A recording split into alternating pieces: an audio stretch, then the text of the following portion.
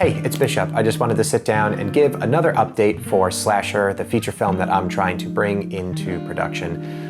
So far we've done a couple updates. This is the first video where I'm really going to walk through the entire process, and today we're really going to be talking about how did I write a feature film.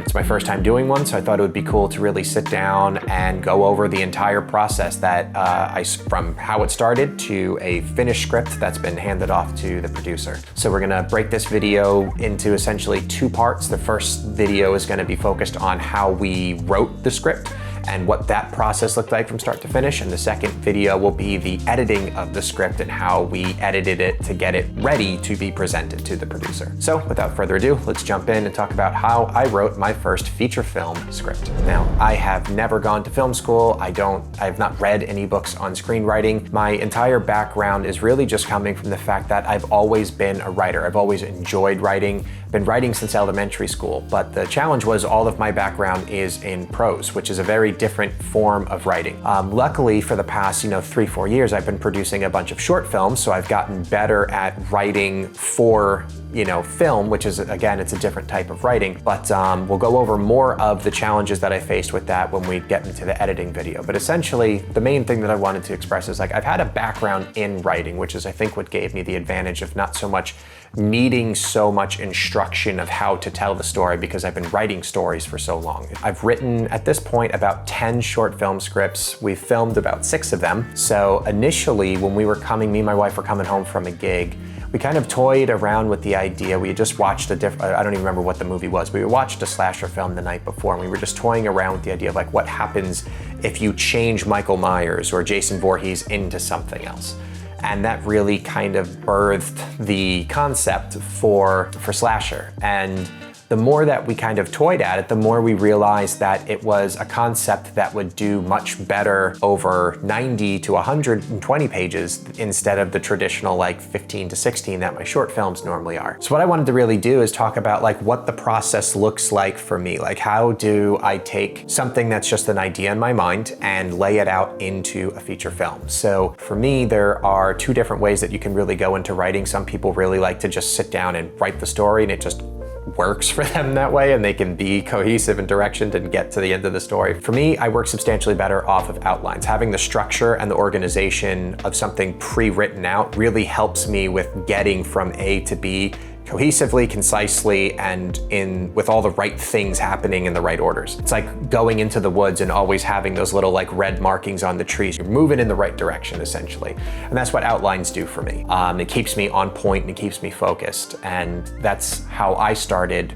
writing this script, is it started with an outline. So I write in a 4-act structure. For me, I've just found that the 4-act structure is the easiest because it takes the second act, which is this giant behemoth of just a plot of land, essentially, and it just makes it easier for me to navigate through that big section because it breaks the second act into 2 separate pieces. So the 4-act structure allowed it to be a little more bite-sized, which made it easier for me to get from point to point to point a lot more productively. So with that in mind, we have a 4-act structure that then gets broken down into, for my outlines, 24 plot points. And I'm gonna kind of show you what my plot point organizer thingy looks like that I use when I'm writing. But essentially each plot point is the hook and the midpoint and the low point and the point of no return and all of those things. And there's 24 of them, 6 in the first act, 12 between the second 2 acts, and then 6 at the end in the final act. And then what I did in the first draft of this outline was I just wrote 1 sentence for each of the 24 plot points. So I knew that my hook was gonna take place at a house party, and I knew that the midpoint was when we were gonna reveal who the killer was. And so just kind of a little 1-sentence thing, and I broke that down for all 24 of the plot points. So then I looked at it, I'm okay, now I have a basic idea of what this story looks like. So then I took that outline and I expanded on it, and I took each plot point, or as I call them, chapters. And I took each chapter and I broke that into 3 more, essentially, plot points, a beginning, a middle, and end. How is the scene gonna start? What is the middle of the scene or the point of the scene gonna be? And how are we gonna transition into the next scene? And that's how I expanded on the outline.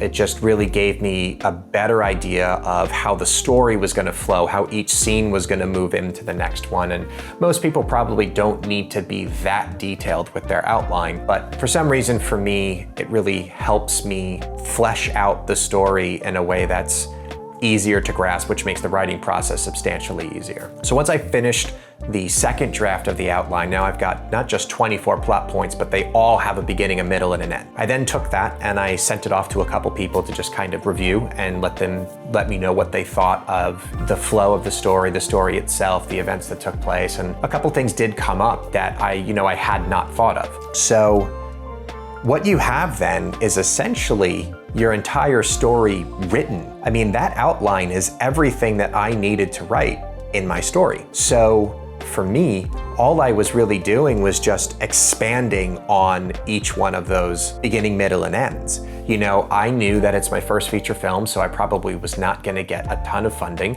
So I knew that I really didn't want to write anything longer than an hour and a half. So I knew that I was goaling for 90 pages, which means with 24 plot points, I was goaling for about 3.75 pages per chapter. And for me, just that's a weird freaking number to work with. So I just did 4 pages. And the way that I worked it was that the more critical scenes, I would let myself have a little longer. I would have 4 or 5 pages.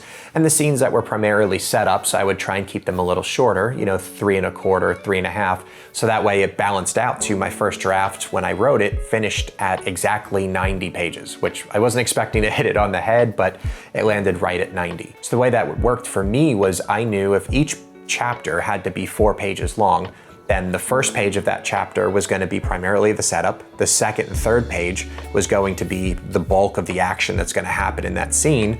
And then that fourth page, we were going to work towards transitioning ourselves into the next scene. So it made every single chapter have its own beginning, middle, and end. It had its own 3-act structure essentially, which just really helped the story move super quickly and feel energetic because they all have this setup, action, and conclusion into the next setup and action and conclusion. I'm sure this is all very basic information that anybody who's read a single book probably already knows, but that was my essential process for getting the feature film made, is having this really concise outline that just had every single plot point already pre-broken down for me, and all I had to do was expand on it and really just give it a little more life and come up with what the characters were going to say in those moments and be a little more descriptive with the action that's taking place in the scene. And a lot of times what actually happened was the first draft of the script, it didn't match my outline. The first draft of the script was kind of a hybrid of all 3 versions of the outlines and then some new ideas. When I got to the midpoint, it was supposed to happen according to my final draft of the outline at a cabin in a remote location. And as I was getting there, I was like, it doesn't make sense for it to happen in this far off remote location. I don't think we would have time to, how would the characters even get there? And it made sense when it wasn't expanded upon in the outline, but once you start writing, you're able to kind of